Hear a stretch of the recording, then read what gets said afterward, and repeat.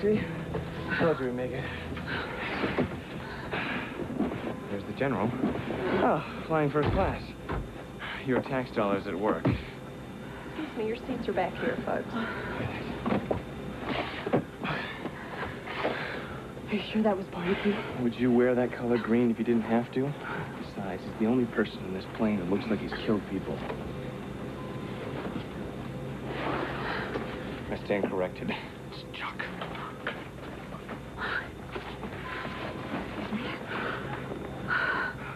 Oh, my God.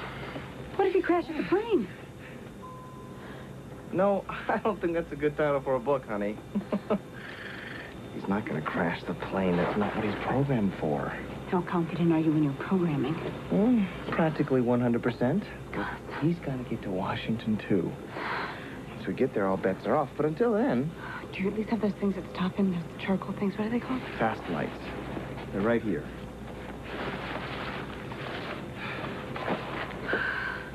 Ladies and gentlemen, may I have your attention, please?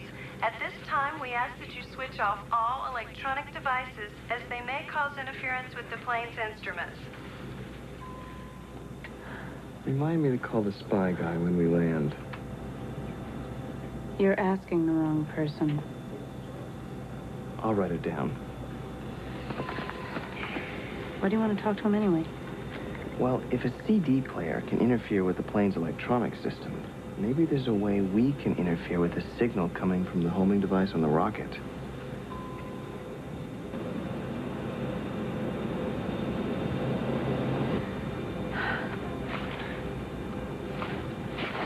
Here. What are you doing? I'll be right back.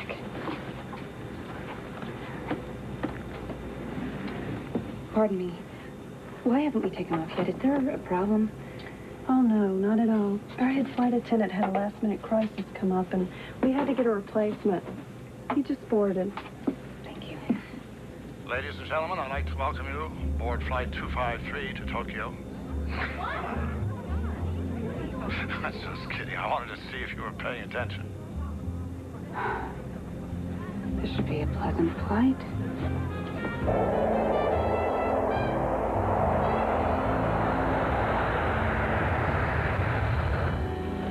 Care for a macadamia nut?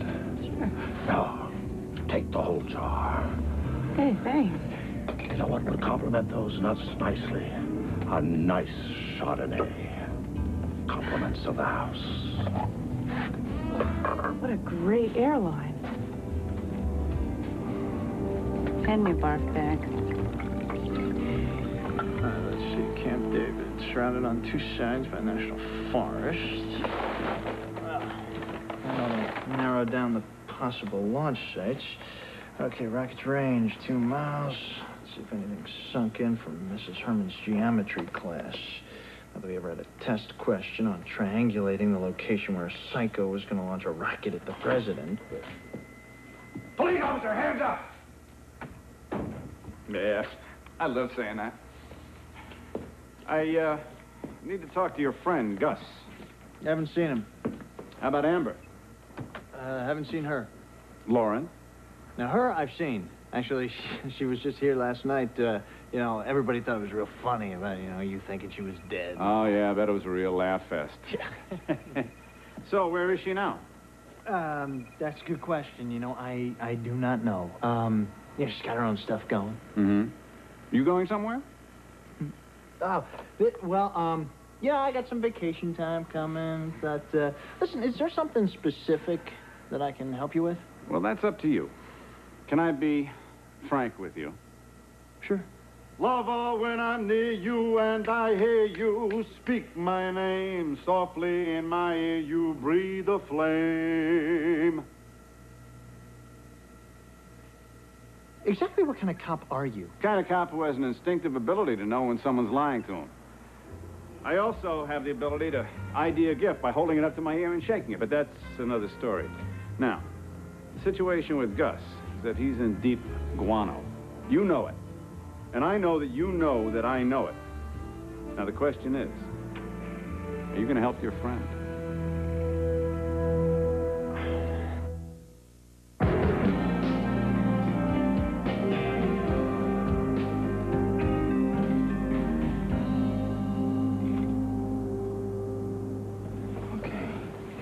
for half an hour, he should be into some deep REM. What if he wakes up?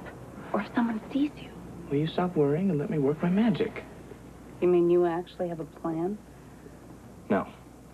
But that's where the magic part comes in. I'm hoping one will appear. What about Jackal? He's back there with Chuck, probably trying to figure out how to make exercise even more annoying.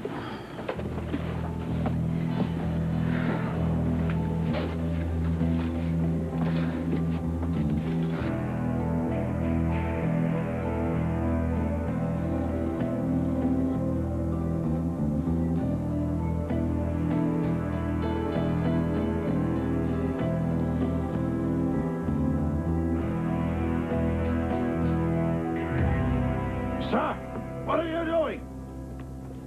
General, do you know this man inspecting your shoe? I've never seen him before. Explain yourself, young man. I lost a contact. And you think it wedged itself into my shoe? Well, have you ever lost a contact before? It's like they have a mind of their own.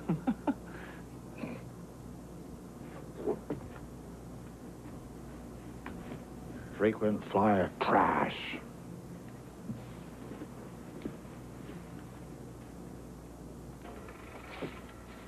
What would you think, hypothetically, if a crime was committed and that exact same crime was described in a book or, let's say, a video game, that was completed a year before?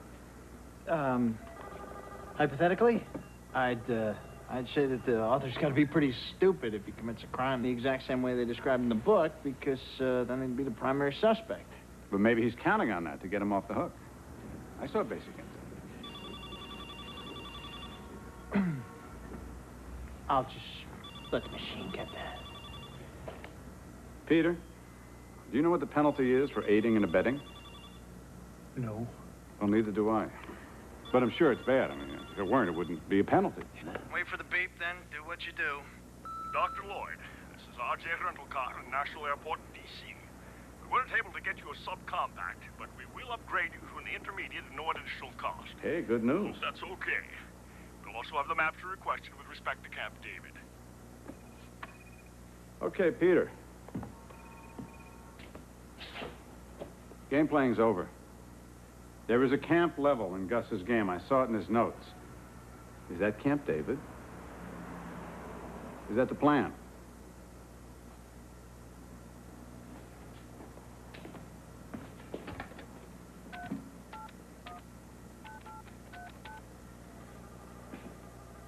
Yes, I'd like the number, please, for the Washington, D.C. Police Department. Yeah, and also a fax number, if you've got it.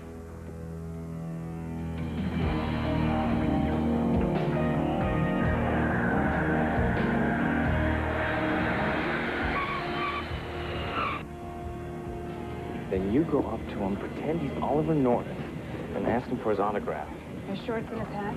Oh, no, I'm not sure. It's not a science, but it's not in his shoes.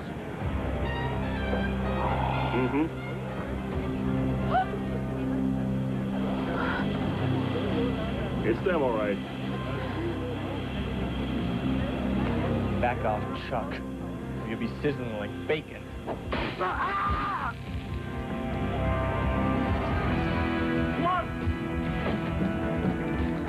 There's a surprise food inspection. We're from the FAA. Take this down, please.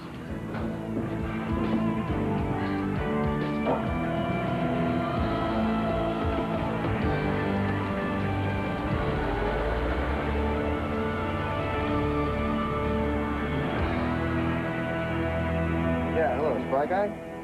Yeah, hi. My name is Dr. Gus Lloyd. I was in the audience at Eric's when that psycho took your homing device. Yeah, I know you could have taken him. Anyway, the reason I'm calling is I was wondering if you could tell me what frequency that device was set on. Uh-huh.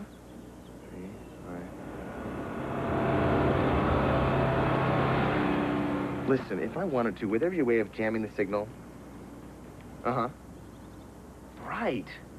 And I could just buy one of those at, like, a Radio Hut, right? Okay, great. Thanks a lot. Finally, good news. Gus, I can't remember who the president is. So your birthday, Peter, and the president. Not a big deal. I finally have a plan, okay?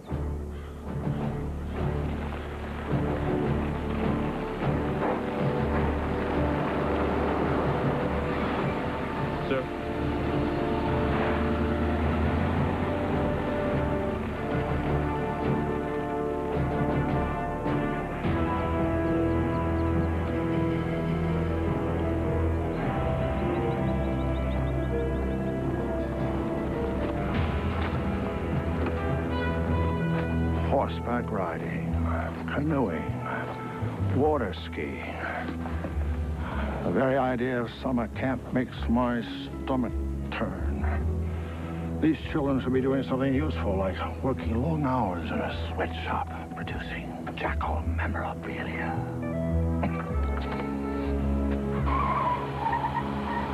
Can you dial Peter for me, please? Who? The lab. Here. Hey, Peter, it's Gus. Hey, man, where have you been? Dorn was just here asking all kinds of questions. Well, how are your answers? Well, on a scale from 1 to 10, 10 being good and 1 being mine. I guess that would account for the cops at the airport. Yeah, I would have called you, but, the plane's number was unlisted. Where are you now? Camp David. How's it coming with the triangulation? Oh, it's a done deal. 2 sides of Camp David are completely unreachable and controlled by Park Services, which made it a little easier. I basically narrowed it down to an area of about 1 square mile. Perfect. Give me some coordinates. Listen, Gus, man, this Dorn guy may come off as a lunatic, but I think that's part of his act. He knows the game's real, man. Well, I mean, all we have to do is walk in there with Lauren alive, and he'll chalk it up to an overactive imagination. Yeah, well, just hurry back home with Lauren, all right? Well, if all goes well, I'll be there tonight. If not, get used to President Al Gore.